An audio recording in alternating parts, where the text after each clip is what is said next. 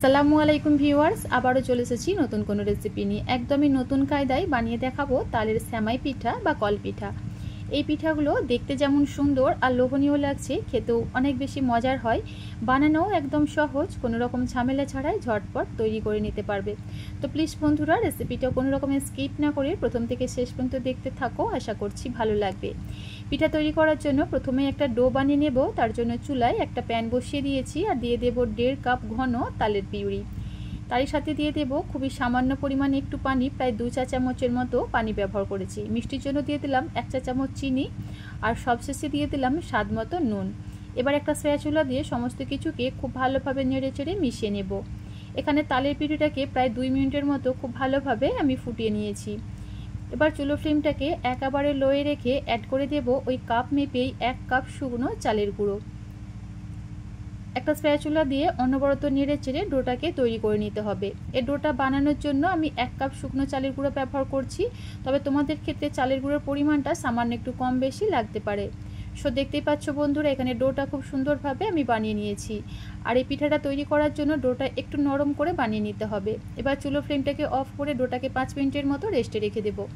ততক্ষণে পিঠার জন্য একটা পুর তৈরি করে নিচ্ছি। আবারও চুলায় একটা প্যান বসিয়ে দিয়েছি আর দিয়ে দিচ্ছি 1 বাটি ফ্রেশ নারকেল কোড়া।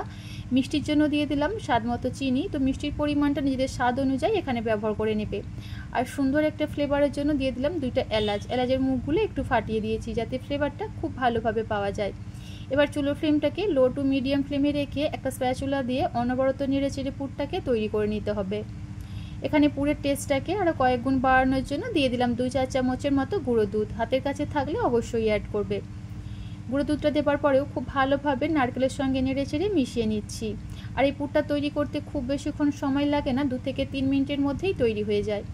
এই তো এখানে নারকেলের পুরটা খুব সুন্দরভাবে আমার রেডি হয়ে গেছে, এর থেকে বেশি আর ড্রাই করবো না। এবার চুলো ফ্লেমটাকে অফ করে নামিয়ে নিচ্ছি। আর এদিকে 5 মিনিটের মধ্যে ডোটা বেশ ভালোভাবে আমার কিছুটা ঠান্ডা হয়ে গেছে। আবারও 2 থেকে 3 মিনিট সময় নিয়ে ডোটাকে একটু মথে নিচ্ছি। আমি এখানে ডোটাকে কিছুটা সফট করে বানিয়েছি, তাই হাতের মধ্যে লেগে যাচ্ছে। এবার সামান্য একটু তেল হাতের মধ্যে লাগিয়ে ডোটাকে খুব ভালোভাবে মথে নিচ্ছি। তাহলে দেখবে ডোটা আর হাতের মধ্যে লেগে যাবে না, খুবই সহজে একদম স্মুথ আর মসৃণ একটা ডো তৈরি করে নিতে পারবে। সো দেখতে পাচ্ছ বন্ধুরা, এখানে ডোটা খুব ভালোভাবে আমি তৈরি করে নিয়েছি। আর পিঠাটা বানানোর জন্য একদম সফট করেই এই ডোটাকে তৈরি করে নিতে হবে। এবার এই ডো থেকে ছোট ছোট করে আমি লেচি কেটে নিচ্ছি।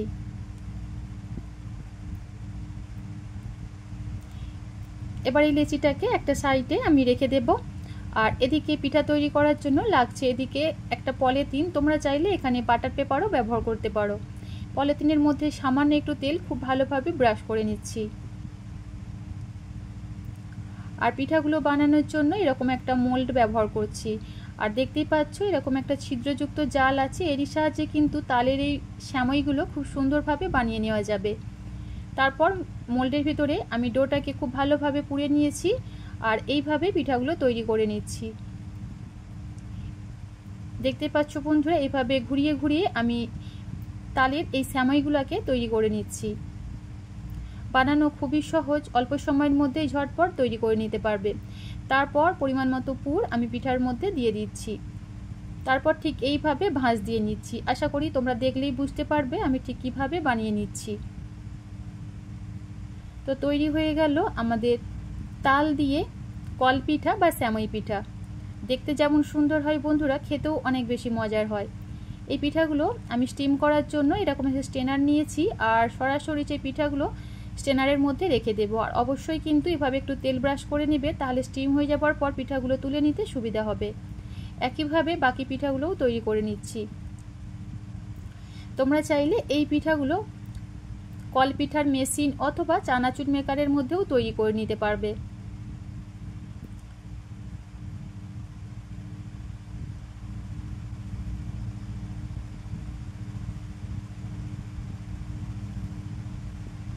জাস্ট এইভাবে ঘুরিয়ে ঘুরিয়ে তৈরি করে নিতে হবে, তাহলে দেখবে খুব সুন্দরভাবে তালের এই সেমাই পিঠা বা কল পিঠাগুলো তৈরি হয়ে যায়।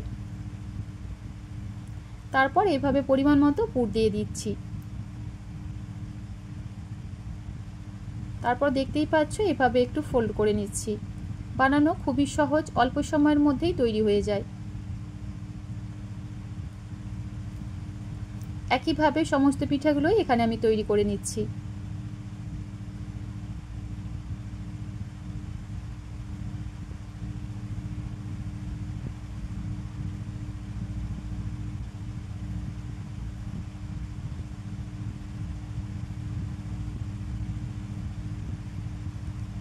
তো দেখতেই পেলে বন্ধুরা এখানে কত সহজেই আমি পিঠাগুলো তৈরি করে নিলাম। এবার এই পিঠাগুলো স্টিম করে নিব।